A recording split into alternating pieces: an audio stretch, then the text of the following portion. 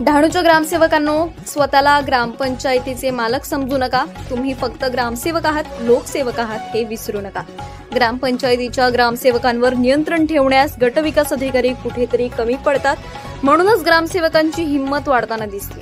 त्यामुळे रायपूर ग्रामपंचायतीचे 2 ग्रामसेवक काम करतात हे इतके महिने गटविकास अधिकारी, विस्तार अधिकारी यांना दिसले नाही का, असा प्रश्न निर्माण होत असून बेशिस्त ग्रामसेवक, शासनाचे नियम न पाळणाऱ्या ग्रामसेवकासह गटविकास अधिकारी यांच्यावरही कारवाई करा.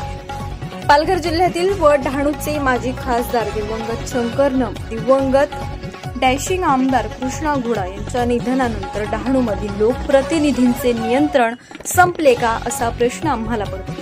पालघर जिल्ह्यात ग्रामसेवकांची कमतरता असून एका ग्रामसेवकाला 2 ते 3 ग्रामपंचायतींचा अतिरिक्त पदभार दिला जात असतानाच हे दोन्ही ग्रामसेवक रायपूर ग्रामपंचायत सोडण्यास तयार नसतील तर रायपूर ग्रामपंचायतमध्ये या दोघांनीही आर्थिक मधाचं पोळं पाहिलं असावं.